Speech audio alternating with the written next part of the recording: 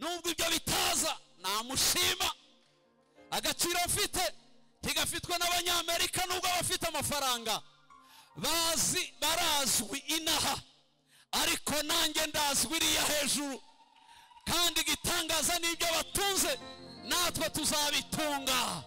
Hanyuma umugabo umwe aratubwira ngo aravanga abahungu bapfuye ubusa. Naba mbonye abahungu bapfuye ubusa rwose. Aba bapfuye ubusa aba nibajya bazagora imiryango bagatungwa n'abandi. Numva uburakari bwera ko bunzamukana. Pagarara imbere ndamubwira ngo nkubwire, kurahiriye Imana nizeye nimbi yakomeje Aburahamu ariyo dusenga, ukabona uzakomera kuturuta, ukabona aba badatarama bazakomera kuturuta, Imana izabimpore nawe uzabinga uzabimbwira. Nguvuze ute? Arambwira ngo kurahiye ukuri. Aba bahungu bari mu mashuri bari bose, dore abandi ngaba bari abanyeshuri bari basohotse, turabona bari bavuye mu mashuri, nawe gusa ngo muri gusirimba, dore abandi bikoreye amakayi. Ati bariya bazakomera, bazabarerera n'abana banyu batunge. Yambwiye uko ndababara. Niwo munsi ugira kabinza nibuka mu buzima narahiriye kuri ibi, nahise mfata Bibiliya. Mbwira iwacu ntimfasha Bibiliya yifata, arayifata irambuye, nyirambika ikiganza. Ndavuga ngo ndahiye mu izina ry'Imana ishobora byose, nimba ari Imana izikomeza abagabo n'abagore, kurahiriye Imana bariya nibakomera bakanduta, uzavuge ko nta Mana nizeye. Mbirahiriye mfashe Bibiliya ngiye.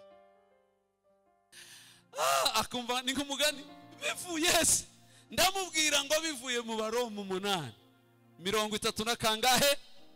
Ngira ijambo ryambaza ubukene. Kuva uwo munsi niryo joro namubwiye ngo sinkongere kubona mukaru mu nzu yanjye. Twanywaga mukaru kuwa mbere kugeza ku cyumweru, ikaruha nkaza numva kirantera iseseme. Ndavuga ngo nta sinkongere kuyibona hano na teremusi yayo muyimene. Iriya teremusi irakanyagwa yabayemo mukari iriya. Tuzagura iyindi turajugunya. Ndavuga toke n'uwo munsi naherutse mukaru mu nzu yanjye, uwo munsi kugeza none. Aho mbimenyewe numva ntangaye, yankunze ndamuzi we ntanikiza nkoze. Aho mbimenyeye numva ntangaye, imvugo y'uwo iranezeza we. Reka duhaguruke twese. Yes.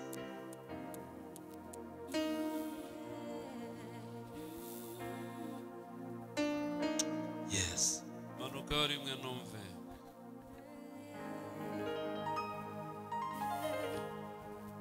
Yes. Yes. Urukundo rwatumye mfira, ibyaha yabihamba muva, maze arazuka wambuze nase, nagaruka zamushimira ibyo. Dore urukundo rwatumye mfira, ibyaha bihamba muva, maze arazuka wambuze nase, nagaruka zamushimira ibyo. Dore urukundo rwatumye mfira, ibyaha bihamba muva, maze arazuka wambuze nase, nagaruka zamushimira ibyo. Tumukomera amashyi twese Yesu. Ushaka kongera kumanukaho ndibaza? Biyaza tuyobora kuramya no guhimbaza cyane, niyo mpano yo yakatuyobora mu majwi. Ubiye amajwi yapfuye niwe turebaho agatanga sinyare ko byapfuye cyangwa ari bizima. Cyane nashakaga igitero kimwe cya indirimbo mukunze kuririmba, muramenye aho muza muyiririmbira. wenda nk'iminota 2-3 ivuga ngo niwe Mana watubereye ibintu bene. Iyo ndirimbo yaramfashije nk'amezi 2 rwose. Yes. Reka rero dufatikanya ibindi ndajya kwimenya.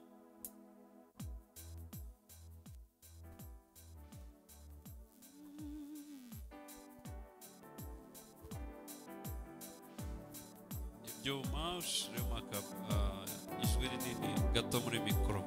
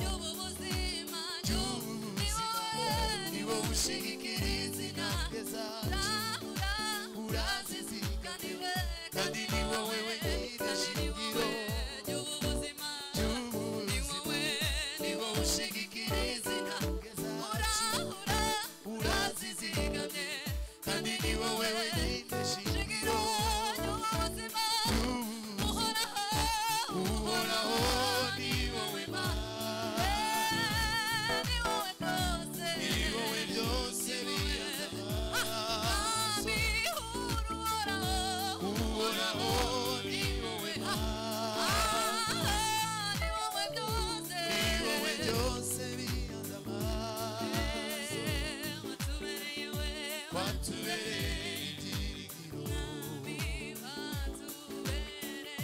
watubereye ibyiringiro, watubereye ibyiringiro, umwami watubereye ibyiringiro, watubereye ibyiringiro, umwami watubereye ibyiringiro. Uwiteka Mana, tuguha icubahiro ku mugoroba twemereye kubaha. Witamura uruganire n'imitima yose yabaye aha, wavuze wahabaye, ariko n'ubu turagukeneye. Komeza uhabe mu bwiza bw'Imana, muri cya cubahiro cawe no kwera. Duhagaze nk'indogoba yawe ukoresha kugira ngo imitima yacu ibashe kumenya no kumva icyo ushaka kuri twe. Turagukeneye. Igihe ni iki, imyaka ni iyi, umugoroba n'uyu. Urakoze kuri hagati yacu, mu izina rya Yesu, amen. Okay. Zaburi 150, Zaburi 150 niyo tugiye gusoma. Zaburi 150. Haravuga ngo mushimire Imana ahera hayo, muyishimire mu isanzure ry'imbaraga zayo. Muyishimire iby'imbaraga yakoze, muyishime nk'uko bikwiriye gukomera kwayo kwinshi.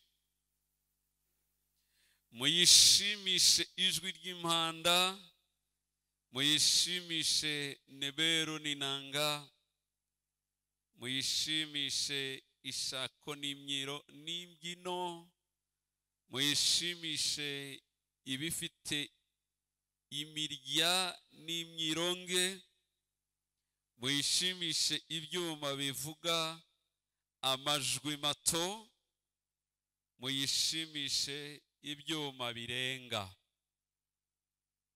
Ibihumeka byose bishime Uwiteka. Munsi asoza ashiraho ngo haleluya, amen. Reka dukomere iyo Mana amashi rwose. Mwakoze neza gutekereza kwirirwa imbere y'Imana, abantu bayiramya bayishimira. Iki ni ikintu gikomeye rwose. Tumaze imyaka myinshi abantu bakora amasengesho kwirirwa imbere y'Imana umunsi wose, iminsi 3, ariko bakayikora ari igikorwa cyo gusenga Imana no kuyisaba. Si cyane tumenyereye kubona umunsi wo kwirirwa imbere y'Imana umunsi wose abantu bayiramya bayihimbaza. Ni gake bibaho mu isi, ni gake bibaho mu isi.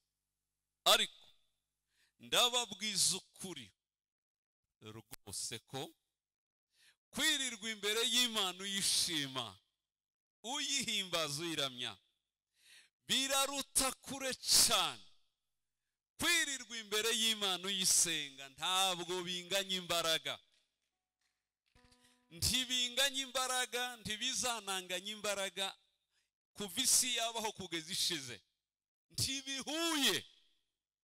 Abantu bazi ko kwirirwa imbere y'Imana dusenga ari ibintu byiza bikomeye bidasanzwe, nibyo twatojwe kuva tuvutse.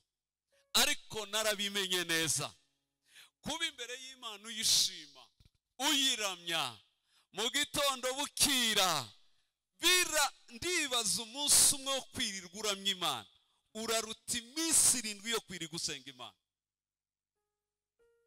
Nimunyemere tuvuge ngo haleluya rwose. Kubera iyo mpamvu Imana ntiyari yaraturemye ngo tuyisenge, ntiyigeze ituremera kuyisenga. Imana yari yaraturemeye kugira gute? Kuyihimbaza. kuyiramya no kuyihimbaza kiri muri bimwe twaremewe. Kiri muri bimwe twaremewe. Kuyisenga ntibyari birimo. Kuyisenga byazanywe n'ingaruka ziva muri ca giti bariye kimenyesha ikibi. Aha, bishomokoye ku giti cyiza cyo kumenya kwiza gusa. Kubera rero ingaruka z'ibyavuye muri ca giti, byabaye ngombwa ko dutangira gusenga Imana tuyisaba, ariko bitari biri mu byo twaremewe. Turi ibiremwa Imana yaremye ibijyana ku isi. Kutuzana ku isi ntiyadutaye, si ukuhaduta ntiyabuze aho dushira. Oya, ku isi hari heza bimeze nk'uko mu ijuru bimeze. Rwose hari heza kuko mu ijuru bimeze. Kubera iki? Nimba yarararaga mu ijuru ariko ikirirwa ku isi, igataramana n'abari ku isi. Aha, impamvu ibikora kugira ngo ese ko ndagira ngo usonorize. Okay, ureba ahantu mikoro bayihijwe rinini, wayimazemo baze uyisigamo akajwi gato cyane. Ibyo ubikore gutyo. Imyaka 30 dukorana n'ibyuma, umuntu aba yaramaze kubimenya. Nanjye nasonorize.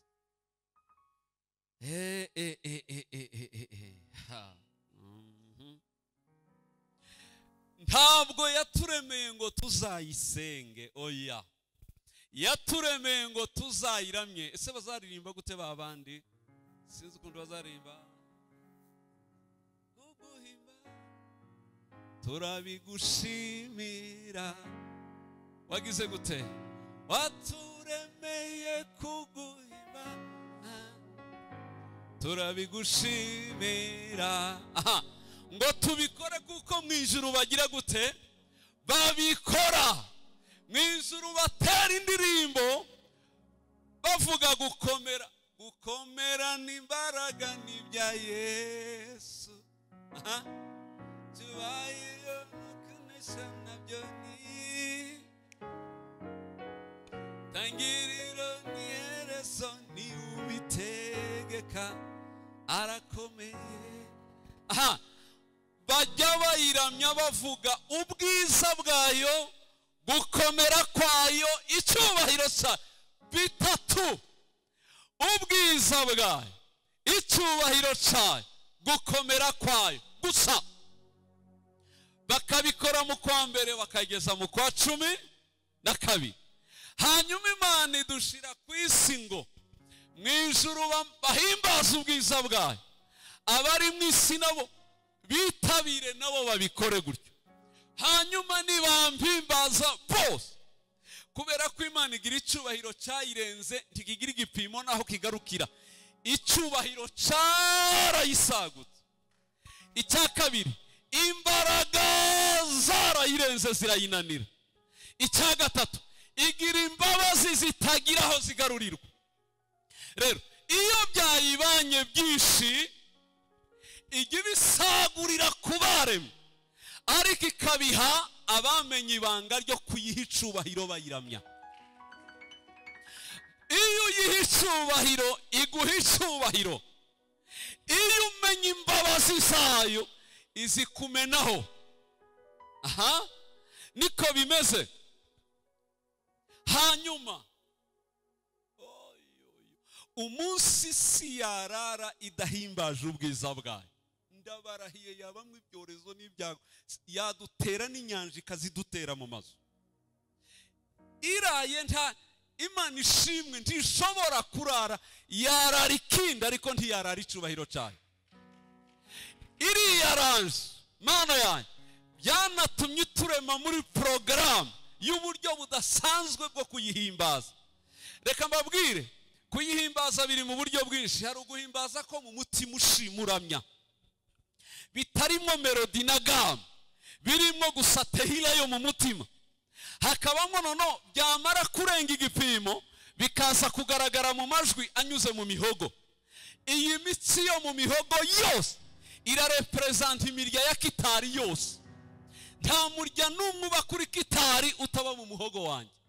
Nicyo gituma nshobora gusohora ijwi rinini, ngasohora irito, ngasohora iriri hagati, ngasohora iriringani. Yose uko angana araha. Aha. Ngaha bafite imihogo ni muyikoreho mwumva iyi mitsi. Iyi. Bwira ukwegereye ngo izo ni za kitari, yo ni imirya nk'iya kitari. Okay. Hari bamwe yakwamye kubera bakuze bataririmba. Iyi mitsi yarakwamye, yagize ibibazo, yararegurutse. Niyo yagize ngo aririmbe asohora ikijwi kidashobotse, gihengamye, gicuramye, kugira ngo azakigarure cyaramunaniye. Impamvu si yindi, nticyatojwe kikiri gito. Kubera kudatozwa kare, imihogo yaracuramye, imirya irareguka, ntaho yaba akiyifatira. Niyo yagize ngo aririmba amajwi asohoka nkurira, ayandi agasohoka nk'ihene zihebeba, ayandi agasohoka ukundi kuntu kudashobotse. Aho bipfira suko nta jwi yavukanye, twese twarayaremanywe ari programe. Nimunyemerere tuvuge haleluya. Abayatoje afata umurongo, abatarayatoje arareguka. Nicyo gituma ku rusengero hari iwacu bacokoza toke ngaha abagabo umwe nk'abaririmba.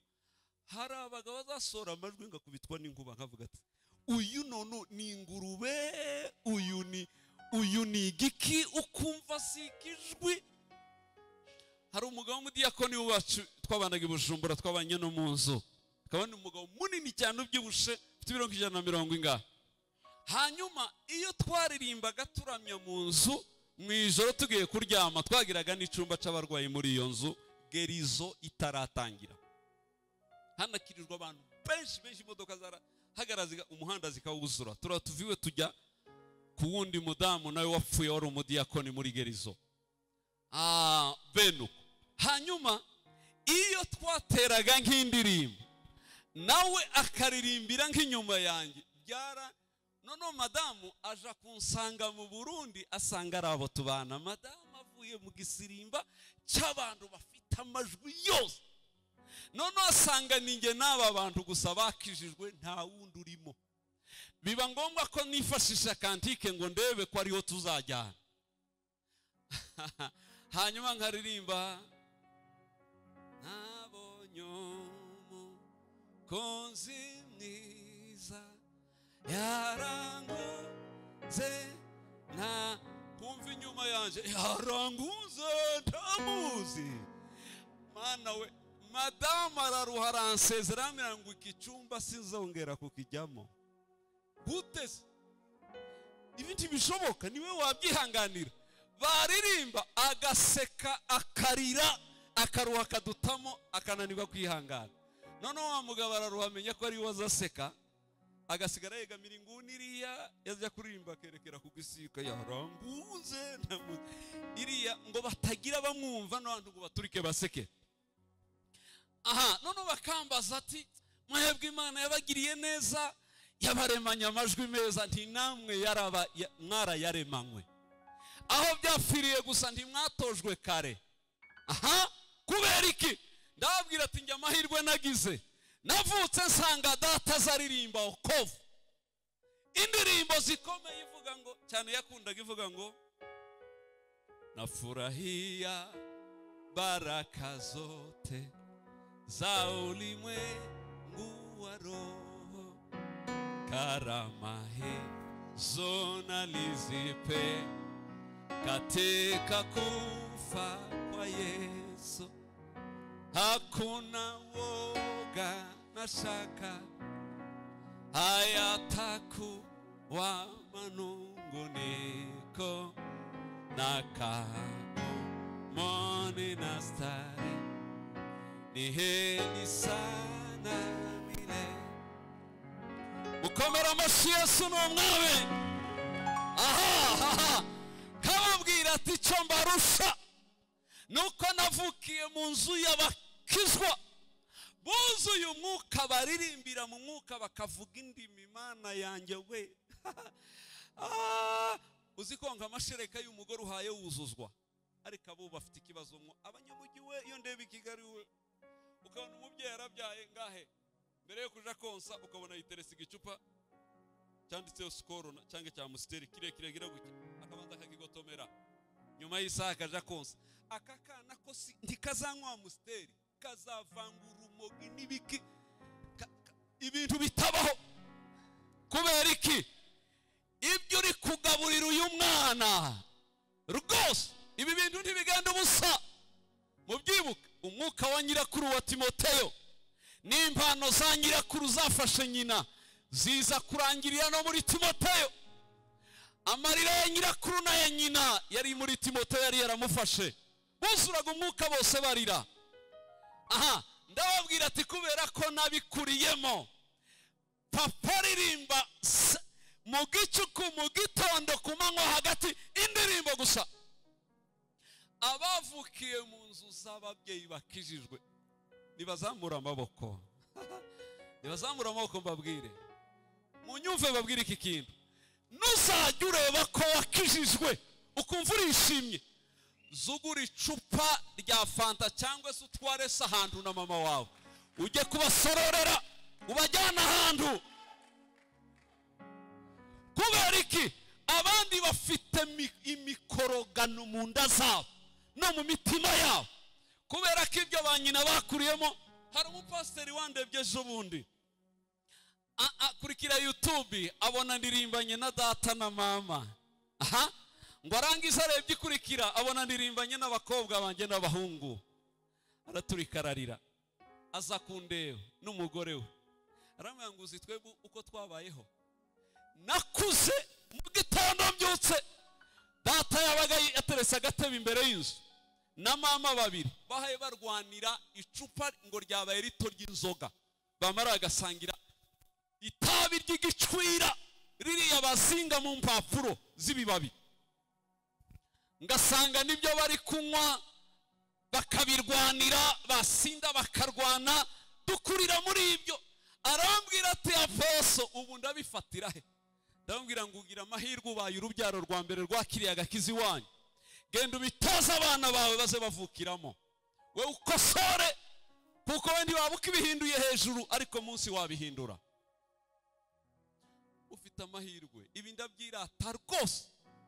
Hari n'abantu batanga ubuhamya, bamwe bakavuga ngo navuye ikuzimu, ngo nazaga njye ikuzimu, abandi ngo nagiye muri ibi. Noneho abatarabiciyemo bagasa nkaho batagira ubuhamya bw'agakiza. Siko mujya mumera. Ndetse hamwe agatangira kubyirata ngo hari abatagira ubuhamya bw'agakiza. Buriya sibwo buhamya buzima, buriya bufite ingaruka ku bana babo n'abuzukuru babo, kuko utazajya yakira akagakiza azajya ahita yakira urya mwuka bagiraga mbere. Ariko abavukiye muri ibi aha, uko bimeze kose nta ngaruka zo hejuru bafite, ntazihari, kuko bavukiye mu kirere cyiza gihumanuye kirimo umwuka w'Imana. Ubu nibwo buhamya buri special kurenza ubundi buhamya bwose. Umuntu navuga ngo yavuye ikuzimu, ngo yanyoye ibirumogi, ngo yabaye indaya, ngo abantu bakavuga ngo wareka afite ubuhamya bukomeye. Dore ubuhamya bukomeye, navutse mama ari kuzuzwa, avuga ku ndimi nshya, yasengera ibere ngo arimpe, akabanza kuzuzwa. Hanyuma nanjye kuze wa mwuka uramfata, nanjye ntangira kuzuzwa, kuko nabo byari byarabafashe. Nta buhamya burenze ubwo munsi y'ijuru, ntabwo. Icyo gihe ni ukuvuga ngo turi muri generation yabavukiye mu irembo ry'umwuka.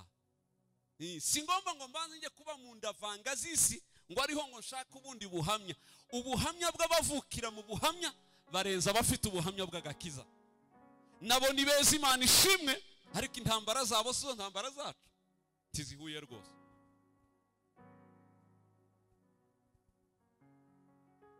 Munyemerere kuri iki kintu. Twese Imana yaturemeye kugira gusa ngo tugire gute? Turi ibiremwa Imana yaremye ngo biyihimbaze mu gute? uko abamarayika babikora mu ijuru ariko natwe tubikora mu isi. Uyu munsi musanze hano Foursquare mwiriwe mu murongo, mwiriwe mu njyana y'abakerubi, y'abaserafi, y'abamatifu, y'abamaelfu, y'ibizima byose mwabihurije hamwe mwirirwa mu njyana y'abamarayika. Ubu ni ukuvuga ngo muba mwamanuye umuco w'ikinyejuru mukawutereka ku isi. Ibi byahinduka umuco mu miryango no mu bantu, isi yasubirana ubwiza nk'ubwo yatakaje, kubera ko tuba dukoze umurimo wo twaremewe. Mbabwire niki naco, umuntu nakurusha kuba mu buzima buramya Imana, haba nubwo uzamurusha kwisonzesha, uyarakurusha imbaraga z'imibanire ikomeye hagati ye n'Imana. Icya kabiri, uyakurura Imana kukurusha. Imana iba mu mashimwe y'abagira gute? Y'abayiramya. Ariko Imana ntiyicaye mu masengesho y'abayisaba. Gusenga ni nge ugiye kwishira ibyananiye, ariko kuyiramya ni ukuvuga ikiriyo, ni ukuvuga ibiyigize n'imbaraga zayo. Ibi kuvuga ibyiri birayinezeza kurusha kuyibwira ibyo ndibyo ngewe. Gusenga ni ukuyibwira icyo ndico. Ndarwaye, ni ukuyibwira amazina yanjye n'imibereho yanjye n'ubuzima mfite. Ndarwaye, ndarwaje, amafaranga ndakenye. Aba nubwo uzajya kanyarira, abandi ukajya Prayer Mountain ukawumaraho iminsi 7 wagiye gusaba Imana ibibazo ufite, undi nawe akarara imbere y'ubwiza bwayo avuga gukomera. Wa murundi yaririmbye gute Mana yanjye? Piano irimo uvuga gute? Negereye intebe yawe zanye ibimasi by'amashimwe, uririmbira indirimbo z'amashimwe n'icubahiro, niwe ubereye gushima. Ako uyugize ibyo, uyukoze ibyo, amano y'ubwiza n'icubahiro cyayo. Ndabibabwiye, kuvuga icy'Imana iri birayinezeza kurusha icyo we urico. Icya kabiri, biyitera kukugenera ibyo iguha utarinze no kubisaba, kubera ko wamenye ubwiza n'icubahiro cyayo. Ntawuzi ujya mu bwiza bwayo no mu cyubahiro cyayo ngahave gutyo itagize ikimukorera. Mose yagiye mu bwiza bwayo, arabumanukana, bene wabo baramuhunga. Dawudi yarayiramishe, ngo ayiramye bitera Imana kumukomeza kurusha abami bose b'Abisirayeli n'abagabo bose b'Abisirayeli. Icyakomeje Dawudi si ukuyisenga, icyakomeje Dawudi ni ukugira gute? Ni ukuyiramya. Bituma Imana imugenera imbaraga zingana no kuramya kwe. Mbabwire naka nako, umuntu urakurusha gusenga asaba Imana, undi akakurusha kuba mu buzima buyihimbaza. Uyihimbaza ashobora kuba mu bisubizo birenze uyisaba. Buriya ntizikora ngo nuko nayihasa umutoto, ngo nyitote ku manywa na nijoro, wampaye ibi, wampaye ibi. Kandi benshi bakanayisenga nabi. Nubimba uzabura Imana, bizamenyekana kuri Imana. Imana ndishaka kumenyekanira ku bishimbo byawe n'inkweto zawe na kawunga yaguhaye. Niyo unasenze gutya ahubwo urabyishe. Nubimba uzabura Imana, nitabiguha si yose. Dore ibintu 4 umuntu wese agomba kumenya bituma turamya Imana, 4 bituma tuyiramya, haba muci, haba kumvura, haba turwaye, haba dukomeye. 4 bidahinduka, 4 bidahinduka. Icyambere, Imana tuyiramya kubera ko ariyo Mana yonyine. Ntigira vise, ntigira konseye, ntigira nyirarume, ntigira nyirasenge, ntigira ikomoka, ntigira. Niyo Mana yiremye idasabye musada, idasabye inkunga ku bagabo n'abagore, ikanga no kwiremera ku dusozi kugira ngo itazaja kwirahira ikirahira ya misozi. Biba ngombwa ko yirema yihagazeho kugira ngo nizajya kwirahira tikirahira imisozi yifashishije, izirahire kwera kwayo n'izina ryayo. Iyo niyo Mana twizera, Mana ya munyemere tuyikomera amashyi Imana. Uri inkuru ukora ibikomeye, ntawagereranywa nawe uko byose urabirenze. Agize ate? Arabirenze. Igitabo cy'Abaheburayo kimwita ngo nubiruta, nubaruta, nuharuta. Araruta byose, araruta hose, araruta bose. Hose hose aruta, isi amajuru arabiruta. Nicyo gituma heruka kubuza abandika ikintu ngo barangiza, abantu benshi barananyandikira n'abakozi y'Imana ngo ariko sikiri yavuze nico. Ubwo nabwiye abantu ngo abakizwa birirwa basaba ngo Imana iba hejuru baba baravangiwe. Ngo Mana uzampa ijuru, akajya mu butayu ngo uzampa ijuru, n'ubuyobe uba waracanganyikiwe. Nta muntu uzusaba ijuru yarahawe nyiraryo wariremye, ngo nta na kimwe mu byaremwe kitaremwe. None se ni gute usaba ikiremwa kandi ufite umuremyi wacu? Icyo dusaba Pawulo yasenze, mboneke ndi muri we, ndafite gukiranuka kwanjye, ahubwo afite kuzanwa na Kristo. Iyo ndi muri we sinkeneye gusaba ijuru. Kristo arariruta. Afere yanjye ni ukuboneka muri Yesu. Afere yanjye mboneke ndi muri Yesu.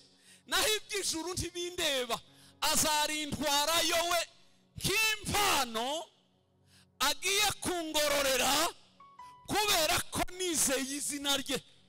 Bituma avuga ngo ndagutuza haruta handi ha kabiri, ariko aha mbere ni muri Yesu, aha kabiri ni mu ijuru. Rero wowe icyo urwana nacyo ni ukuba muri Yesu, naho kujya mu ijuru ntibindeba, sinanabisengera. Kristo namenye kandi nicaye muri we, arahagije we ahazaba, kuko aho ndi ariho namwe muzagira gute? Ariho namwe muzaba. Iki rwose muzakireke, sinjya gisengera na gato, sinjya gisengera. Akandi ka kabiri bakizwa bazasengera nako katariko rwose, nako bagomba kureka.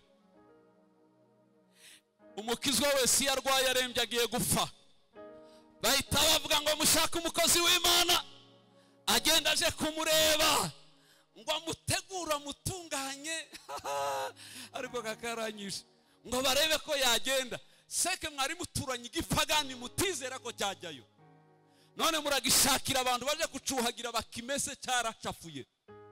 Ibi nabyo ni idini, ntabwo ari ukuri kwa Bibiliya. Bibiliya iravuga iyo turi muri Kristo Yesu tuba turi ibyaremwe bisha, ibya kera biba. Nasabye imbabazi umunsi nkizwa, nyuma y'izo mbabazi nta zindi nkeneye. Kristo arampagishe wenyine. Ibi byatumye abakizwa bahora mu bunebwe n'utwaha banze kwikuraho, ngo ninjya gupfa bazanshakira umukozi w'Imana. Nabwiye abonyobora ntawe uzajya gupfa ngo mpamagare sinzamwitaba. Nimba Kristo mwizeye adahagije ko mwirukana icyaha n'igikisa naco, ngo muture murabera muri we. Yaani kuja kwiregesha umuntu ningo kuvuga ngo tubanze tumusohore muri Yesu, tumuzane hanze, tumwuhagire, tumusubize muri Yesu. Ntibishoboka. Uwageze muri we aba yagezeyo, kandi umunsi wakijijwe wagezeyo. Icyagukuramo ni amahitamo yawe. Iyo uhisemo ngo ndabirekuye uraritakaza, ariko iyo ukirifite muri wowe ukavuga ati Kristo ubuzima bwanjye bwose narabuguhaye, habe niyo nakora icyaha. Twebwe dukora ibyaha ariko ntituri abanyabyaha, icyo nacyo mucumve. Abanyabyaha ni abahakanye Yesu, ariko abizera bose yagwa mu cyaha ariko si umunyabyaha. Kandi bene uyu aho yibukiye imbabazi hose azisabiraho kandi akababarirwaho. Ntibikenewe ngo aje mu tudirisha kwa padiri, ntibikenewe. Aho yabageze hose icyo tubafasha gusaba abashumba, iyo watewe n'intege nke zigenda zikugarukaho, ukeneye umushumba ugufasha kuguha umurongo no kugufasha intambara z'umwuka. Ariko si ukuvuga ngo agiye gusubira kukwinjiza muri Yesu. Ni nko mu Rwanda, cyangwa se muri Yesu ni nko kwinjira muri Kongo. Iyo winjiye ziriya frontiere, zibariyeri zose, winjiye muri douane ukinjira, bituvuga ati ubundi yinjiye ndi mu Rwanda. Ahasigaye umuntu wese avogera u Rwanda bingana n'uko arushaka. Hari uwinjira agahita atura Rubavu, hari n'uwinjira agahita atura Cyangugu, hari n'uwinjira agasohoka Nyungwe akagera Igikongoro, hari n'uharenga akagera i Butare, hari n'uharenga akagera i Kigali, hari n'uvogera u Rwanda rwose akarumara. Niko bimeze muri Yesu. Hari abinjira bakaguma hafi, hari abavogera bakagera kure, bakajya mu migisha yose y'umwuka. Ariko nyamara aba bose barinjiye muri Yesu ni nko mu gihugu barimo. Ubu hagira icyo gihe nubategura. Reka mbabwire aya makuru. Iyo wamaze kwinjira, kugira ngo hagire imbaraga zigusohora, atari amahitamo yawe, ntaziriho zirenga imbaraga Yesu. Uzi ko hari n'abantu bazavuga ngo none Mana mvuga iki we? Yesu afuhira umugeni we akarwana ku wakijijwe. Aho gutakaza wowe, yafusha ingabo nyinshi ariko akanga kugutakaza wowe. Intambara ndwana zo kwizera ziri hasi cyane paraporo izo Yesu arwana kuri ngewe ngo angumane. Ikimucumbi Imana bayiramya kubera ubumana bwayo gusa. Ni nacyo yaremeye abamarayika, bo ntibagira ibyifuzo, ntibagira abana ngo bagaburire, ntibagira abagore ngo bagurire ibitenge, oya. Ariko baremewe gusa ngo bavuge icyubahiro cyayo no kwera kwayo. Hanyuma natwe duta mu isi ari ibiremwa bigiye nabyo kuyiramya kuko abamarayika bagira gute? Bayiramya. Ibi narabivuze no mu gitabo cyo kubohoka nabishizemo. Navuze ngo nicyo cyatumye Imana itandukanya abantu. Mushumba hano, Reverend uyu papa we yarashaje ntakiriho. Ubu nawe afite abana be nawe azasaza bakomeze. Ariko ndemera nkurikije Bibiliya mu mwuka, Imana twese yaturemye isaha imwe, isegonda imwe, itariki imwe, ngewe na data na sekuru kugeza kuri Adamu. Nge na Adamu turanganye itariki yo kuremwa. Adamu arandusha gusa, yantanze gukandagira ku isi, ariko kubaho twabereyeho rimwe. Adamu surya wapfuye wo muri Edeni, nanjye ndi Adamu. Adamu bisobanura umuntu, twese turi Adamu. Imana idutandukanyiriza impamvu z'umutekano w'icubahiro cyayo. Reka mbatandukanye n'ubwo bangana. Umugabo azabyara undi mugabo bangana, naremeye umunsi umwe. Impamvu murema ni ukugira ngo nibazira rimwe bazandamya mu myaka 100, bapfira rimwe bose. Isi izaba itagira baramya Imana. Kubwo kurinda icyubahiro cyanjye ndabatandukanya. Nohereze muzehe runaka, namara abyare runaka, kugira ngo uyu wamubyaye ahazananirirwa kundamya no kunkorera, uyu yabyaye azaba atangiye nawe. Nawe hazananirirwa abo yabyaye bazaba batangiye. Kugira ngo imyaka yose abaramya Imana bazagire gute? Bazabe bariho. Mbwirira ukwegereye ngo ndabivuze, urangana na so wewe, urangana na so. None ataha umubwire ngo mzee, namenye ko tungana. Mu mugambi w'Imana nge na Ruvugirwa twari abahungu babiri bicaye mu mugambi w'Imana, abahungu bangana. Imana imutaransfera mbere yanjye iravuga toke nawe uzamunyuremo. Kakuriya Rwanda igutwaye ikugeza Ethiopia, iravuga ngo mbagejejeyo, ntivuga ngo ndababyaye. Ababyeyi nabagezayo abo babyaye, ariko sibo bagize bo, kuko bari basanzwe babaho. Nimba mubipinze mu telefone Yeremiya mu bimubaza, ntiyavuze ngo nakuremye ntarakubumbira mu nda ya mama wawe, nari narakutoranije kuba umuhanuzi w'amahanga kabla haujafika tumboni mwa mama yako, utarajya mu nda kwa nyoko wari prophet. Nimba mupinze Yeremiya mushake Pahoro mumuhamagare, niwe wa hafi.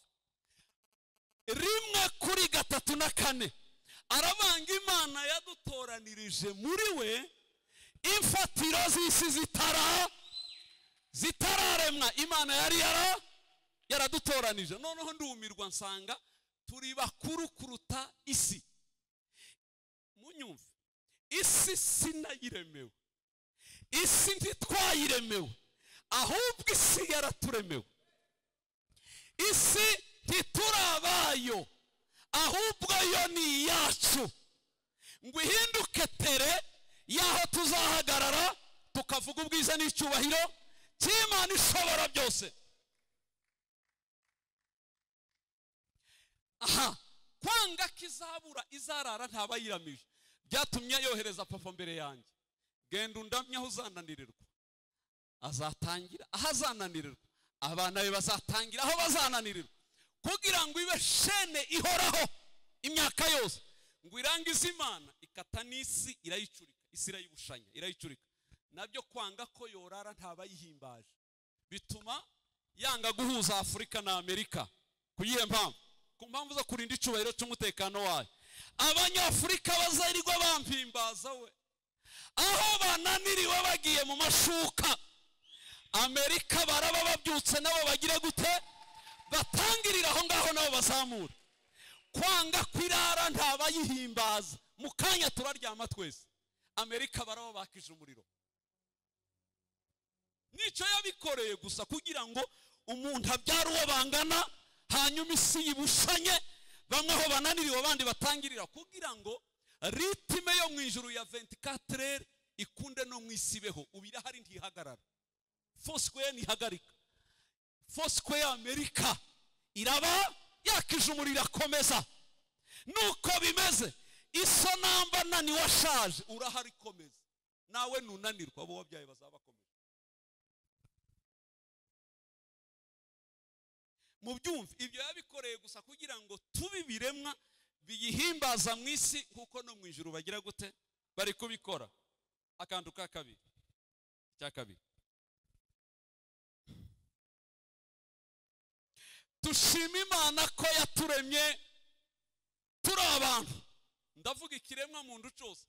Impamvu ya kabiri yo gushima Imana, tuyishima ko yaturemye turi abantu. Mu byaremwe byose ibyahawe umwanya wa kondigiteri, umunida wo kuyobora ibyaremwe mu guhimbaza Imana. Mu byaremwe byose ni ikiremwa muntu. Ikiremwa muntu yagihaye agaciro kari hejuru cyane. Noneho iki kirema mu buryo buri special budasanzwe gute, umuntu niwe wenyine utekeyemo ubumana kandi akaba atekeyemo n'ubutaka. Umuntu niwe wenyine mu byaremwe ufite inkomoko y'ijuru akagira n'inkomoko y'ubutaka. Kubw'iyo mpamvu umuntu niwe ufite volume yo hejuru yo gusabana n'Imana kurusha ibyaremwe byose. Kubera iki? Iwe imico yo mu ijuru yayumva, kubera ko afite y'inkomoko. Hanyuma akashirwa ku butaka, nanone afitanye isano n'ubutaka, kugira ngo abubeho abigihe ikiremwa abo umuhuza w'ubutaka n'ijuru, aba afite iyo mico yombi muri we. Hanyuma ubutaka buyoboza itegeko ko bavukana, hanyuma n'Imana basabane ko bafitanye icyo bahuriyeho. Impamvu ya kabiri, tugomba gushima Imana ko yaturemye turaba, ariko akakanda Imana sinzi uko abantu bakumva, ariko nimuanze mugakomera amashi. Koma amashi nimba uri umuntu wese yaremye ari umuntu.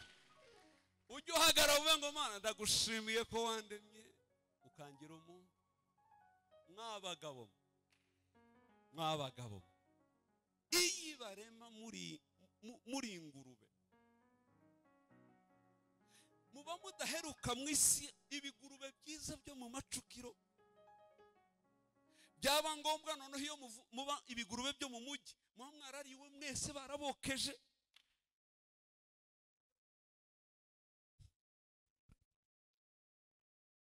Iyi barema muri uduhene Mana uduhebe tuba twarariwe, ihene ziba zarariwe mwese kwa Nyirangarama. Narebye igitaramo kuri kwa Nyangarama c'ihene gusa giteye ubwoba. Igitaramo kiri kwa Nyirangarama giteye ubwoba. Ihene nasanze bazimaze bazokeje zose. Ni wewe wari kubumanitse hahandi baba bagutaze harya. Ariko Imana Dawudi ngabyitegereza aravuga ngo iyo nitegereje izuba n'inyenyeri ibyo waremye, umuntu niki ko umwibuka, cyangwa umwana w'umuntu aho ugira gute umugenderera, ngo wenze kutugira nk'Imana uburaho gato cyane, ariko wari watunganyishije n'Imana. Mana veri ikiganza ukwegere ngo felicitation kutabaye agahebe ngo bakurye rwose, borariwe kera. Isi y'abazimu baribagiranye. Uri ikiremwa kitaribwa cyaremeye autorité yo kuyobora isi, hanyuma kigahimbaza Imana imyaka yose, cyanapfa kikinjira mu bwiza buruta ubundi. Uwo ni umuntu, ikiremwa special kirenze ibiremwa byose. Iyi bagira udukima inkende, ariko mwamuguruka muri Nyungwe neza we, mwamuguruka mu duti n'imirizo n'utwana n'ibike. Ariko shimwa Yesu we, komera iyo Mana amashi yabikoze. Iyo ni impamvu ifatika yagatumye umugabo wese ashima, abyutse agashima, ashoye inka ze agashima, nimugoroba agashima, avuye mu kazi atwaye imodoka agashima, kavuga ati warakoze kunyizera ukangira umuntu. Kubera iki? Umuntu ni umuyobozi. Icya kabiri, umuntu ni umuragwa. Ni umuyobozi mu isi, ni umuragwa w'ubwabo. Imyihariko ibiri idafitwe ibindi byaremwe byose. Cya gatatu, impamvu ya gatatu dushima Imana nuko nyuma yo kugwa kwa Adamu agatandukanya ikiremwa muntu n'Imana, Imana yongeye kwigira umuntu ikaza mu izina rya Yesu kugira ngo yongere kunga Imana n'abantu. Iyi ni impamvu igomba gutuma baremwe. Nzamba bariyo mbona abanyamugi hari benshi bigumura, ngira namusanze bazabigumura ngo kubera ko Imana itansubije muri ibi nayisabye, mbaye mpagaritse gusenga, abandi agakiza bagahagarika, abandi bagahagarika guturira Imana, abandi bya 10 barahagaritse, abandi bararetse ngo ntiyankoreye ibi. Wowe ntaso nugira, unaniwe kwishima kutari inkende, unaniwe kwishima ko yaguhuje n'Imana ikagusubiza agaciro ko kuragwa. None urarakaye ngo kawunga yashize, urarakaye ngayo ubukode ntaraboneka. Nubwo yabura tibikwambura icyubahiro Imana yaguhaye. Oya, nubwo ibiryo waburara tibikubuza kuba umuyobozi w'isi, tibikubuza kuba umuragwa mu bwabo. Ibyo yonyine ni impamvu ihagije yatuma ushima Imana ukavuga gukomera kwayo. Nyuma yo kugwa kwacu yaduhaye impano iruta zose, ariyo Kristo. Aza kongera kuduhuza n'Imana, abatari ubwoko abahindura ubwoko, abatagiraga Imana abaha Imana rurema, abari kure y'amasezerano arayabaha yose, abatari ishangara ritugira. Icyambuza gushima Imana niki? Ni ibihe bindi nkeneye kugerekaho ngo bitume nyishima birenze ibyo yakoze? Umuririmbyi wagerizo yarabirimbye Bujumbura aririmba gute?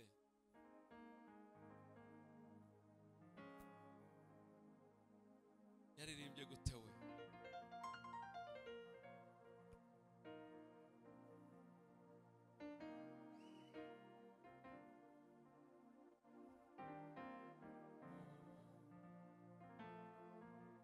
Shema yewe Gorigota,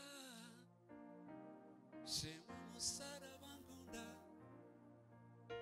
shema nawe wumva nziza we, ariko cana umwami Yesu we. Icamva umwami akangeza i Gorigota, kitegereza tareba ikamba ryawe mu ruhanga, kitegereza maze amambo ku maguru we. Ariko ndirimba shimwa yewe Gorigota we, shimwa musaraba ngunda, shimwa nawe wumva nziza we, ariko cana umwami Yesu we.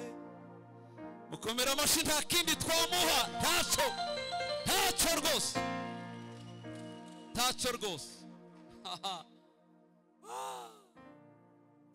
Hari umunsi natekereje urukundo muri 2006 mundebe urukundo rwa Yesu, usanga ruroto rw'abakobwa, ruroto rw'abahungu, ruroto rw'abagabo, ruroto n'urw'ababyeyi. Ndebe urukundo yadusubira ngo duhuze n'Imana. Mana yanjye bindera kuririmba indirimbo, mfite umukunzi we uwo nakunze, simbona impamvu we yatuma muheba, yangunze ntamuzi we, ntanikiza nkoze aho mbimenyeye we, numva ntangaye, yangunze ntamuzi we, ntanikiza nkoze aho mbimenyeye, numva ntangaye. Imvugo y'uwo iranezeza we, imvugo ya Yesu we iranezeza, imvugo ya Yesu we iranezeza we. Reka uwo mukunzi tumukomera amashyi Yesu, uwo ni Yesu wabikoze rwose. Narabirahiye imbere y'Imana, sinzashima Imana ngo nuko impaye imyenda cyangwa ngo nuko impaye imodoka nizo. Ibyo nzi ko ari duto paraporo y'Imana yampereye muri Kristo Yesu. Nubwo ibyo bitaza namushima, agaciro mfite kigafitwe n'Abanyamerika nubwo bafite amafaranga. Barazwi inaha, ariko nanjye ndazwi iriya hejuru, kandi igitangaza n'ibyo batunze natwe tuzabitunga. Niko bimeze.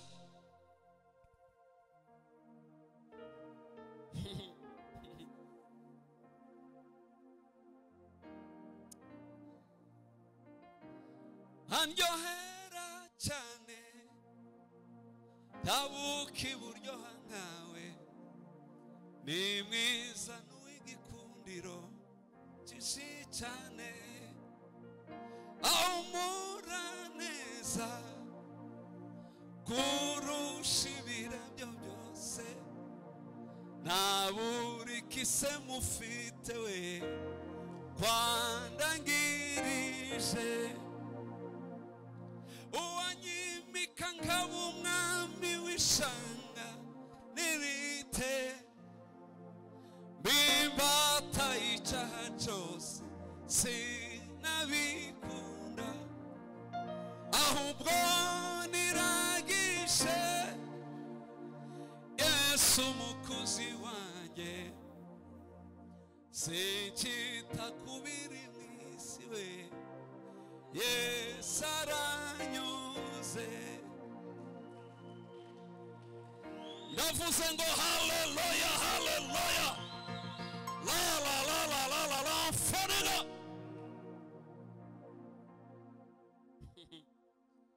Bukeye twahuye we n'intambara nyinshi, aratwiyereka yivuga amazina we ati nduwiteka kandi Yehova ndi Elohimu Imana itabara we ndi Jehova nisi Imana ikubona we wicika intege ndagutabara. Komera amashyi, Yesu ni mwiza.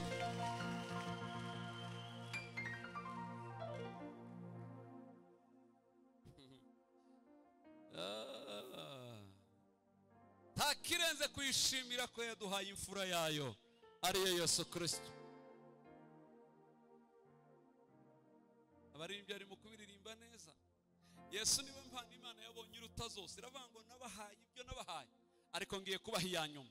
Ndamutekera amahoro, mutekere mu ibyishimo, mutekere mu imbaraga, mutekere mu bugingo, mutekere mu muhanda ariwo nzira, nindangiza mubahe arimo byose.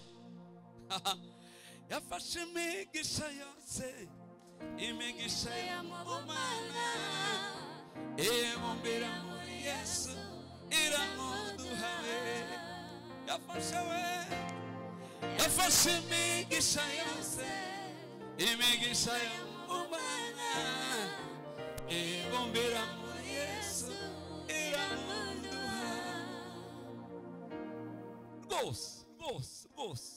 Rwose umve rero, nta muntu wamenya ibanga ryo gushima Imana ahagaze ku mpano yaduhaye ariyo Kristo. Dore ndabirahiriye imbere y'Imana n'abantu, ngabure ibizamutunga, ngabure kubaho neza. Kutabaho neza ni ukuba inyuma y'icubahiro cyayo, ariko iyo ubayeho muri presence yayo Mana ya uhabonera ibigutunga, ukahabonera umugisha, ukahabonera ibigukoma, biremera. Twigeze gusirimba igihe kimwe turi ku kiziba, turasirimba ariko wa gatanu tuvuye mu isoko, amandiko adufatira mu isoko. Abantu bandika amandiko mu isoko, undi arayasobanura aho ngaho ngo Imana yavuze ngo mujye mu muzinda, nimugerayo muhakora ihuduma y'iminsi 3, ngo murasengera abarwayi uku nuku bameze uku barajya kuza murabasangayo. Tuba turagiye dukubita igitaramo nijoro, tuvuyega mu isoko, abadamu bategereje ngo turare muri isoko, wapi barahebura, nta na telefone, wapi yahe. Kuwa gatanu, kuwa gatandatu, kugeza ku cyumweru duhimbaza ubwiza bw'Imana.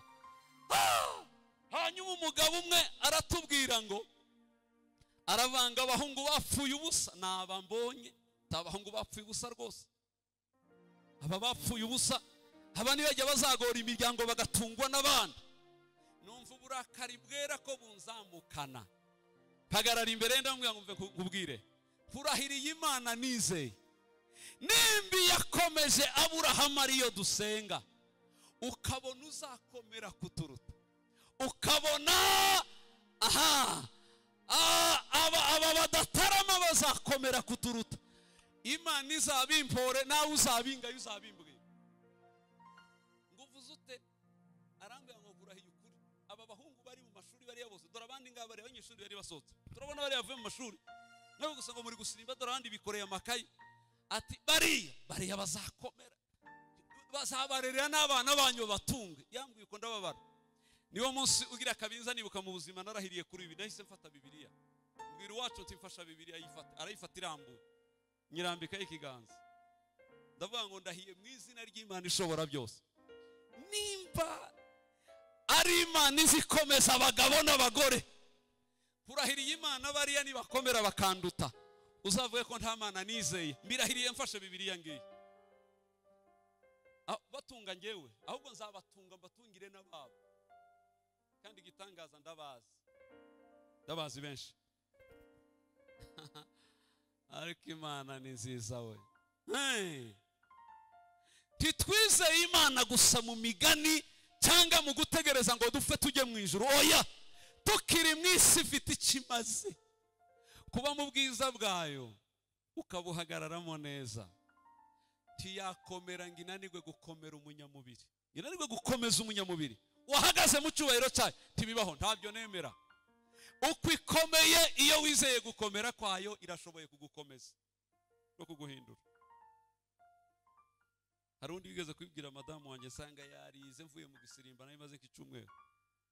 Ndabwira turabizi ntukite kuri bene ibyo uzubyandika ubika ahantu numara uvuye uti aba tuzabagirira neza tuzanabafasha.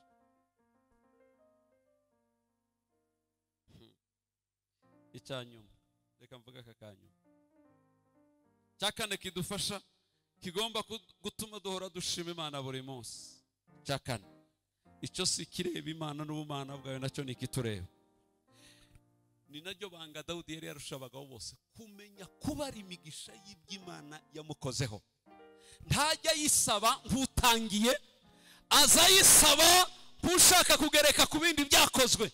Ariko benshi iyo bayisaba iteka bahora bayisaba nk'abatangiye. Ni ikosa rikomeye. Imana nishaka kugirira neza kuguha ibyo wasabye, mu gihe uyisabye nk'utangiye utayisaba nk'iyakoze ibindi. Nuzaza ujya no gusenga mbere yo kuyisaba zubanza uvuge gukomera kwayo iramye, nurangiza kuyiramya uyibutse ibyo yagukoreye. Reba abagabo basenze muri Bibiliya. Eliya aje gusenga yaravuze ngo Mana yande, Mana ya Aburahamu na Isaka na Yakobo, n'uyu munsi imenyekane kuri ya yindi y'abari abagabo. Aha, abanje kuyibutsa ko yakoranye n'abari, wewe wakoranye na Aburahamu, Isaka na Yakobo. Uyu munsi basubire nanjye bazangereke ko wakoranye nanjye. Ntayisabye nkigiye gutangiriraho. Utanabikoze sigitangaza, ariko ndabizi ko bishoboye. Wabikoreye ejo bundi Aburahamu, wabikoreye Yakobo ejo bundi, urabuzwa n'iki se?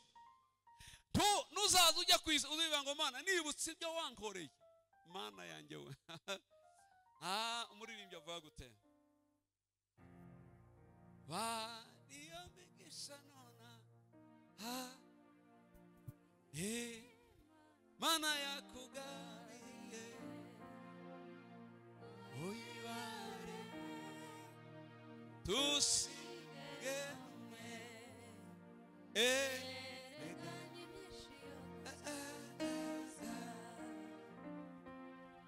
nizagikora uzushima, nubyuka ushime, nibwira ushime, nikugaburira ushime.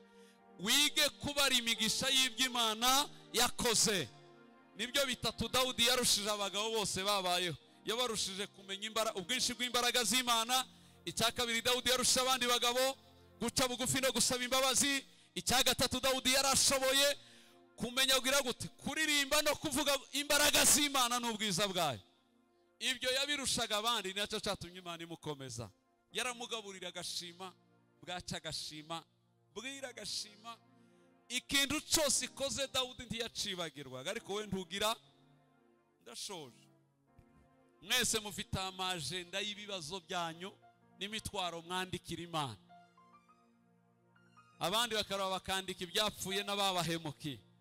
Ariko sinzi ko mufite agenda yanditsemo imirimo Uwiteka yakoze ikomeye ku buzima bwanyu. Nubishobora ukabaho gutyo uzabaho neza.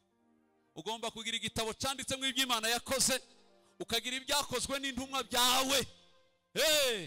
Ibyakozwe nande, ibyakozwe ni Uwiteka kuri wowe, ukagira icyawe gitabo cy'imirimo Uwiteka yakoze. Bizatuma ubaho neza, bizatuma usaza neza, bizatuma uba mu buzima bwiza. Ntiyahuraga n'intambara. Dawudi ngo nahura n'intambara abwira Imana ngo biracitse dore ibimbayeho. Oya, yahuraga n'intare akayibwira ngo iyansindi yidubu ibasha no kukunkiza nawe. Automatique Imana igakora igitangaza. Ubundi akaza akabwira Goliyati ngo iyansindi yidubu n'intare niyo Mana ibasha kukunkiza. Imana igakora igitangaza. Mwige kuramya Imana muvuga ubumana bwayo.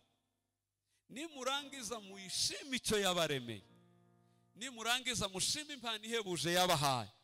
Nyuma yo kubaha Yesu mwemere ko n'ibindi byose yabibaha. Reka mbaho ubuhamya ndashoje. Ubuhamya bwampinduye, ijambo ryo muri Bibiliya ryampinduye rwose. maze kumenya impano ihebuje Imana yaduhaye, mbisomye mu Baroma 8:31-32. Niyo jambo ryankuye mu bukene, ryamaze ubukene mbivuga imbere y'Imana. Nari mu mujyi wa Bujumbura, nari mfite amavuta y'Imana ateye ubwoba, reka mbivuye gutyo, rwose ateye ubwoba. Cyo genda ibuka ko abarundi no kundeba ngo duhure gutya benshi barabitinyaga. Cyo genda ninkiri mu mavuta ya deliverance gusa, ntarabana umushumba kugira ngo tunahura ndebe. Yafungura imodoka yahagarara imbere, twatangira kuvugana agatangira kumoka nk'imbwa, abazimu agatangira gusara, cyangwa yansuhuza yampa ikiganza cyonyine gutya, namufata musuhuje agashima ukuboko kose akihotora akaruha kikubita hasi, ngahita amenya ko arimo abadayimoni. Nuwo muriro watumye umujyi ukizwa, inzira uzura, bagaparika umuhanda ukuzura, kandi kinindo y'abasirimu gusa barakizwa. Nicyo gihe abakozi b'Imana banyirutseho, bariya dukorana ba Bishop Manase n'abandi, tubabarire basi ushinga urusengero cyangwa uze dukorane. Nta rusengero nkeneye, nge naje kubwiriza abantu ngo bakizwe gusa. None se aba bantu bose bazajya he? Nigeze aho basengeraga charismatique, tingaba ndabakugabiye bose, bahamaze nka desemene bamwe ngo babone ntagarutse barahava. Ngiye muri vivante ngaba nka 40 n'amamodoka baje baparise, ngo babone ntagarutse ntibagaruka. Niho baje barambwira ati ibindi bishoboka kurata abantu mu muhanda, kurabyarira mu muhanda, ibi bakwiye kubona urusengero. None metoke viyo va muri urwo rusengero murimo, uze no dutangira, hanyuma uzabashumbe ni nagenda uzabasigarane. Kuko nge mu mutwe wanjye sinigeze n'umunsi umwe tekereza ko nayobora urusengero. Nabwo ndananirana nza kwemezwa na Christophe, nari narazanye ngo azamfasha gusengera abakizwa, nanjye sengera abarwayi. Niyo wambwiye ati ibi ni ubusazi, tibishoboka ngo abantu najyaga kubwiriza abantu miye kagenda berekejwe n'imodoka nka 20. Titugira iyo dusengera niwe watwatuje, aho uzajya kubwiriza tujya, ntagira iyo njya kubwiriza tugasengera muri yanzu, ugasanga baparitse agahanda beno.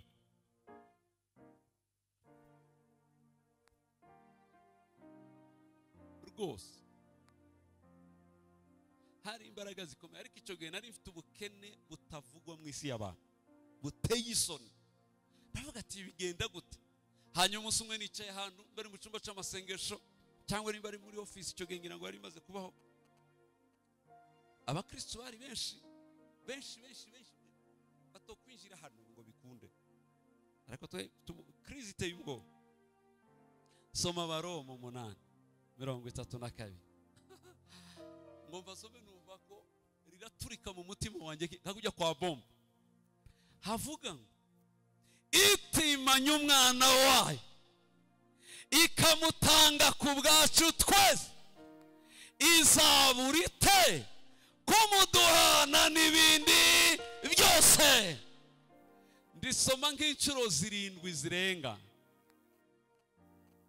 Ntaha mu rugo bushike mbwira madamu, burabizi ubukene burashize muri inzu kwa jina la Yesu, ibintu abona nasaze. None se mbwira icyabaye?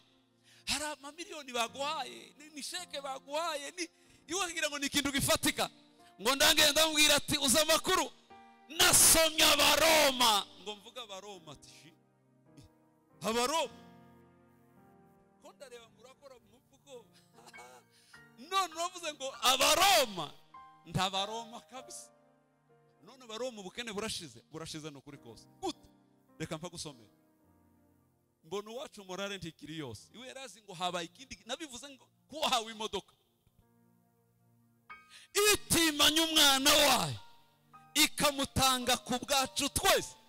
None nkompara Yesu n'amazu, nkompara Yesu n'ibiryo, nkompara Yesu n'imyambaro, usanga ntibigerera.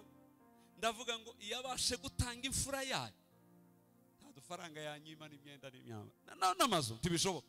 Niwo munsi namuraye ndamango, dore ndakurahiye tuzatunga amamodoka tuze tuyahinduranye uko dushaka. Icya kabiri, tuzubaka amazu tuyabemo andi tuyapangishe. Tuzagira amafaranga tuze tuyabara, atugore kuyabara. Akumva ni nk'umugani bivuye hese, ndamubwira ngo bivuye mu Baroma 8:30 na kangahe, ngira ijambo ryambaza ubukene. Kuva uwo munsi niryo joro namubwiye ngo sinkongere kubona mukaru mu nzu yanjye. Twanywaga mukaru kuwa mbere kugeza ku cyumweru, ikaruha nkaza numva kirantera iseseme. Ndavuga ngo nta sinkongere kuyibona hano na teremusi yayo muyimene. Iriya teremusi irakanyagwa yabayemo mukari iriya. Tuzagura iyindi. Turajugunya. Ndavuga toke n'uwo munsi naherutse mukaru mu nzu yanjye. Uwo munsi kugeza none. ariko wamana. No. Madame Gazigara ukuze bihindutse gute? Erega Apolineri yarinje gute zamura? Kubimenya nibwo buzima fisama horadashira. Kutamenya kumaza bakizwa bakaruha bagasaba n'ibyo basubijwe kubera ko batabizi. Ikindi ntituri muri faze yo gutegereza amasezerano. Icyo nacyo mvanki babwiye, turishanga riri muri faze yo kwakira amasezerano. Ntituri abategereje amasezerano. Oya, igihe cyo kuyategereza cyari icyo mu isezerano rya kera. Bavuga ngo hazabibi, azavuka, umwuka azatangwa, ibyari ku Mana bizimurirwa ku bantu. Icyo gihe cyarashize. Ariko kutamenya, abantu bahora bicaye ngo basa n'abategereje nk'abari mu gihe cyo gutegereza amasezerano. Turi mu gihe cyo gutegereza, turi mu gihe cyo kugira gute, cyo gusingira, cyo kwakira iki amasezerano. Urabyizera ukabimenya, warangiza ugahagarara ku maesikariye yo kubyakira. Kavuga toke nkurikije ibyo twaherewe muri Kristo, sinabaho muri ubu buzima, tibishoboka. Sinabaho ndwana n'imyuka beni. Oya, kuyiye mpamvu nuko nsigaye ntuye muri Kristo. Muri Kristo ibintu bigerayo ni mu yindi level y'izindi mbaraga. Icyo ngorayo niki kamuramya uko mbishoboye, hanyuma nawe akangenera uko ubuzima bugomba kubaho. Beno, nimba mwarizeye ko Imana yabahaye Yesu, nimuhagarare kuri ayo maguru yombi muvuge ngo itarimanye umwana wayo ikamutanga ku bwacu, yaburite kuduha ibibindi dukeneye mu buzima tutarapfa. Izabibahera kubera ko muyiha icubahiro. Kuyiramya kwarenze kuyisenga. Icya kabiri, kumenya ubwinshi bw'imbaraga zayo byarazamutse muri mwe. Niki nacyo iyo umuntu atazi imbaraga zayo abaho nkagoyigoyi. Habe nubwo wasenga cyane utazi imbaraga z'Imana, uzizara kuruta kuzimenya. Bitera impinduka byonyine. Kutazimenya usaba nk'utazizi nyine, ariko uzizi asaba muri urwo rwego rw'abazizi. Mana yanjye, nicyo gituma yavuze ngo mumushimishe ibyuma birenga, mumushimishe inanga n'ishako, nebera umushireho n'ibindi byose, nibivuga amajwi mato mubishireho, ariko uko bimeze kose mushime Imana biri ku rwego rwo hejuru. Tuzamure kuramya, tuzamure gushima. Nibiba ngombwa ngewe nabibwiye abo nyobora, ndababwira ati simbishimira mu rusengero byonyine, ntarabona ingo zanyu zarabaye insengero. Kuramya Imana byimukira iwanyu mu ngo, nimurangiza nimuza tuze guhura tuyimiriro twese mu rusengero. Ariko igicumbi cyo kuramya Imana no kuyihimbaza byarabaye iwanyu. Ingo nyinshi zuzuye amaganya n'agahinda, nibyo bibereyemo. Igicumbi cyo kuramya cyavuyeho. Nimba ushaka gusubizwa, hagarika iby'amaganya n'abiyo byose uzukora, shiraho, hindura impindu mu rugo rwawe, rema amateka yo kuramya. Niwicara n'abawe muvuge ubwinshi bw'imbaraga z'Imana, muvuge gukomera kwayo. Bizabyirukana n'abazimu bakibagirwa hutuye, bitewe nuko habaye muri presence y'Imana nta mbaraga zindi zaba zigikorosinga ngo zimenye aho hantu. Ariko kubera ko mwahagize iwanyu honyine mukumva ko hadabereye Imana, ni haba urusengero, ni haba ubwiza bw'Imana. Nimuza mu rusengero muze muvuga ngo dufite impamvu nyinshi zifatika zatuma dushima Imana. Timuze nk'abagowe, timuze nk'abatagira icyo bagira, kugira Yesu byonyine birahagije, biraruta ibyo mutekereza. Nimubanze muha agaciro ibyo mwahawe, murebe ibindi ijuru rigiye kubakoraho. Nimuhagarare ku maguru yanyu dusenge. Mvuze gute? Nimuha agaciro ibyo mwahawe, murebe ibitarakorwa ingene bigiye kubakorwaho. Rwose.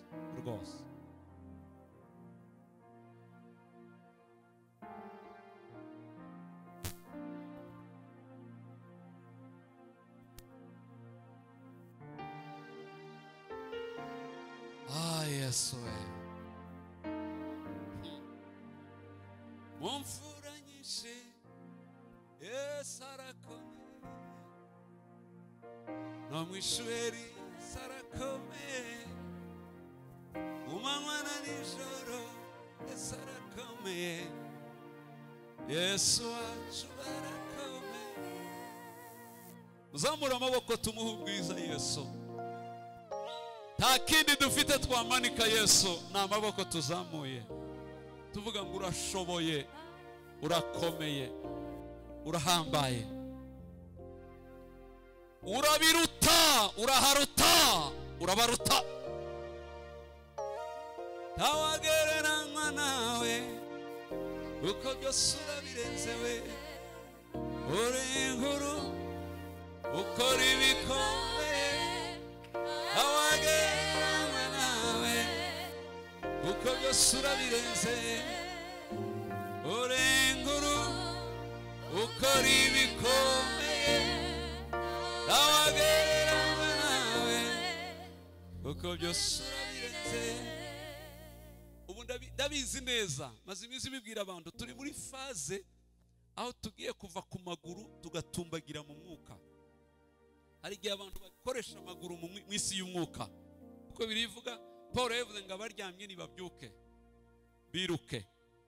Yeremiya ngarangiza aravuga ati none niba mwasizwe n'abari ku maguru, nimuhura n'abari ku mafarasi murabigenza gute? Yohana aravuze ngo igihe cy'amaguru nimukireke mujye ku mafarasi. Ariko ngagere muri Yesaya nawe aravuga ngo ariko abategereje Uwiteka noneho bagiye gusubizwa mu imbaraga sha, mu buryo bagiye gutumbagira mu birere nk'ibisiga, baziruka be kunanirwa. No kuvuga ngo na faze y'amafarasi igiye kuvaho, dutumbagire mu birere by'umwuka. Ibyo birashoboka gute? Nuko twiga kubaho ubuzima buramya kurenza ibindi. No mu muhanda ugenda, genda uhimbaza Imana, uvuga gukomera kwayo. Nubona imisozi we. Ejo bundi nasengeye abantu Mana yanjye kwitana cyari Kigali, abankurikira bari hanze online. Ndaramubwira ngo ujye kudusengera, ndabasengera mwitegure mwipange neza umuriro ubakeho. Barambwira ati dufite ibitero by'abadayimoni. Ndebera abantu bari Amerika ni Buraya, abadayimoni baratumereye nabi beno. Ariko none nshimishwa no kumva abana b'abakobwa bari Buraya na za Amerika ukurikira gusa icyo giterane mvuga kuri revival, ububyutse imbaraga zo gutumbagira, bakuzura umwuka wera barebera mu cuma, bakurikira kuri telefone zabo na iPad n'ama computer. Akuzura umwuka wera ahagariye bampamagara, turabizi kuvubwirije umuriro watse nanze kuzima. Ijoro ryakeye ryose n'uvuga ibindi mintigeze imbaraga narusha ndatibuka munsi y'igitanda. None bigenze gute? Ndikomereza ugume wake togota amasaha yose. Abandi ati ngewe nahungaga inzu yanjye kubera inyoni ziyivugiraho n'ibindi. Atari kwigitangaza wankore, wavuze ngo ubwiza ni umara kutugeraho, muzumva ko n'ibyaremwe byose biri guhimbaza Imana. Ati none natangaye, inyoni ko zirashwigira, nkumva ingene zihimbaza Imana nkavuga indimi. Inyoni ziraririmba n'utunyamaswa byavuga nkavuga indimi. Ubundi byaravuga nkarara ndasinziriye ngahunga. Ni urwo rwego rwo gutumbagira Imana idushakamo, kuvuga ubukuru bwayo gusa, ubwoba bugashira, ugatangira kubaho nk'ukomeye utarakomera, ugatunga ugikenye.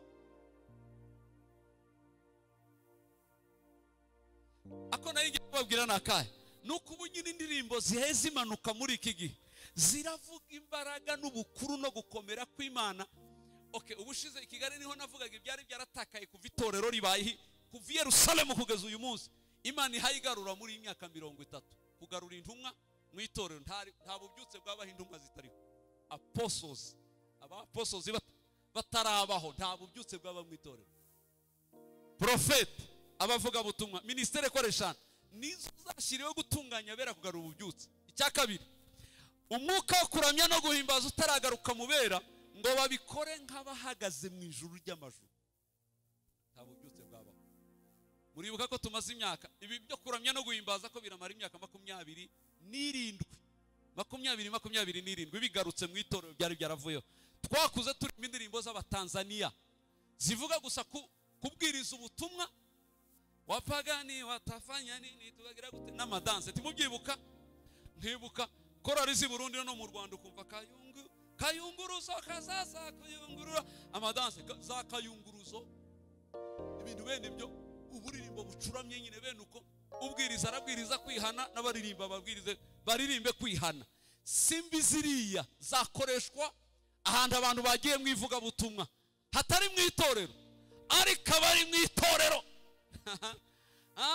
Uri he gukomera n'imbaraga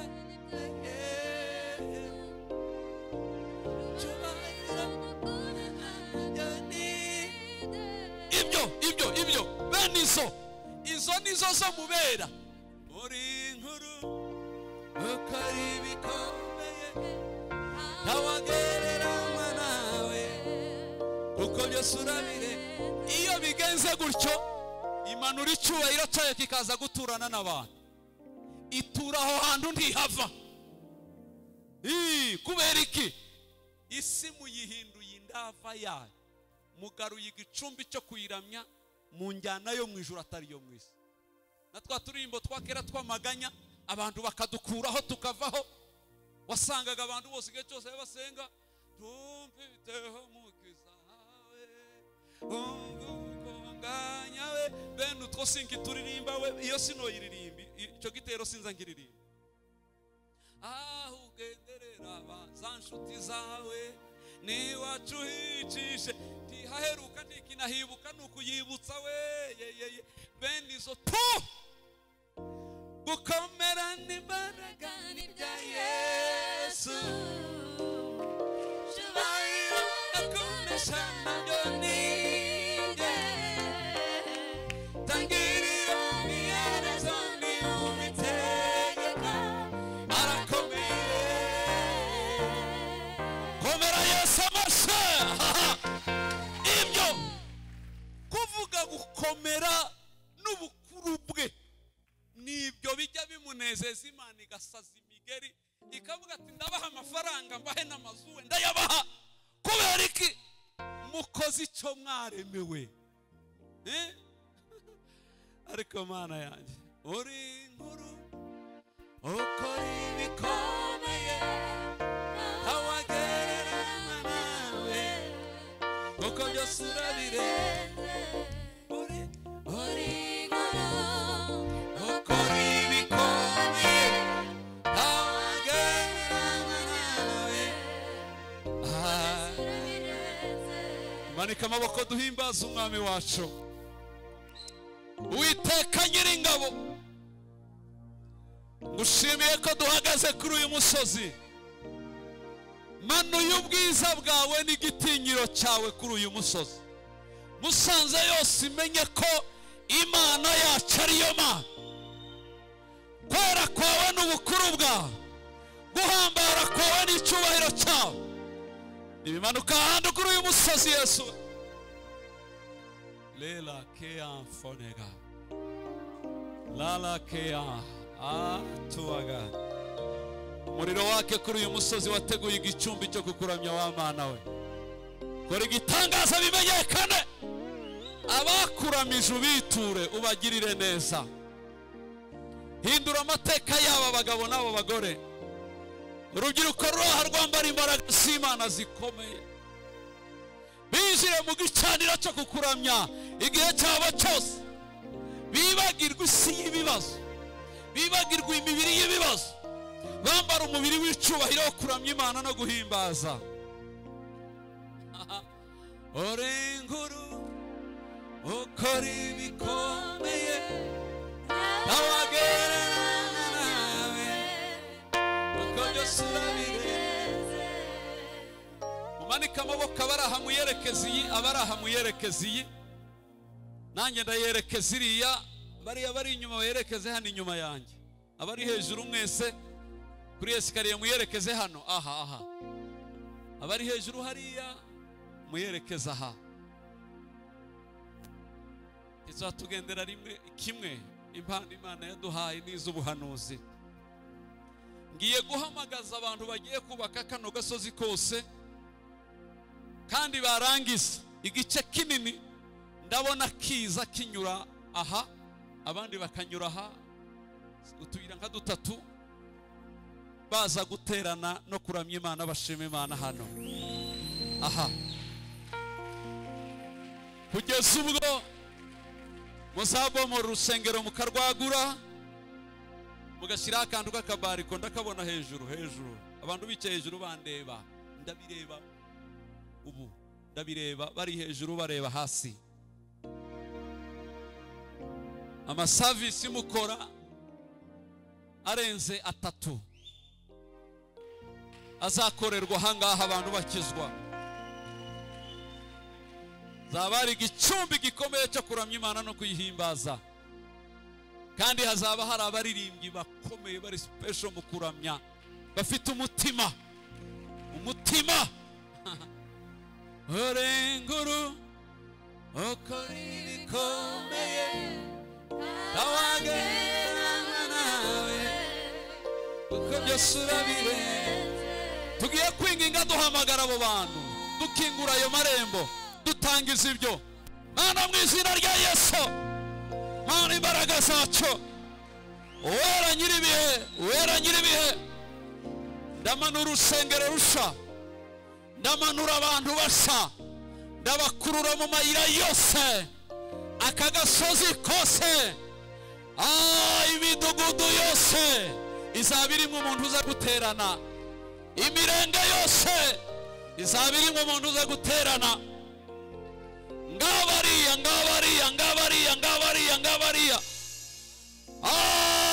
kuja kwa jina la Yesu. Ngwino hutani muze.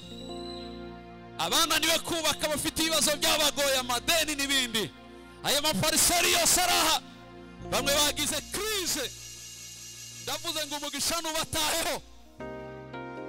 Muze muri umugisha w'uru rusengero, muze muri igisubizo, muze muri inkingi z'itorero, muze muri amaboko.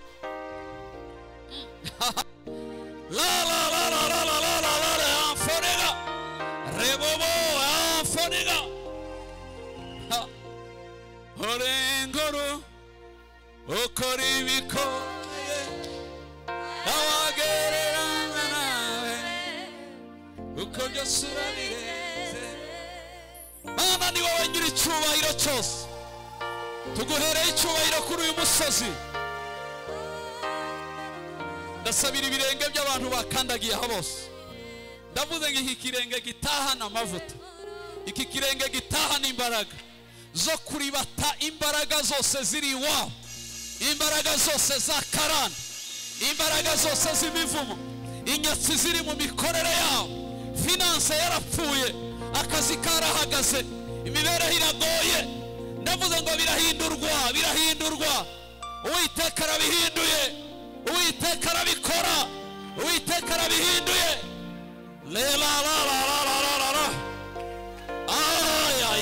Mfonega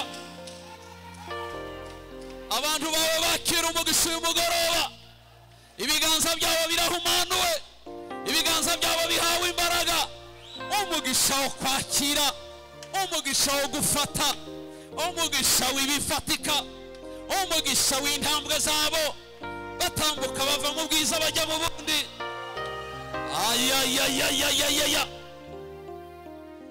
Abadamu barwaye baraha wa Mana we, ngabariya barwaye mu nda, ngabariya barwaye umugongo, ngabariya barwaye imitwe n'amaso, ngabariya abagabo barwaye amagufa n'imitsi, ndavuze ngo bisigara aha mu izina rya Yesu Kristo, nibakire gukira, batahane ubuzima bwiza.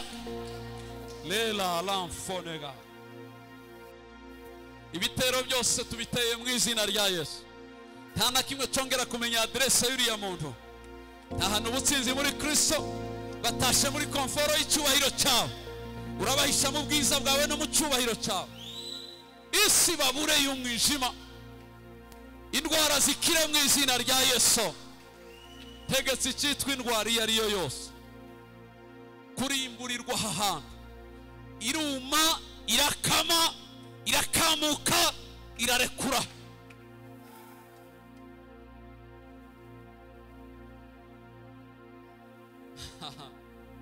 Uri nguruwe ukora ibikomeye, abagerana nawe ngo byose uri nguruwe ukora ibikomeye.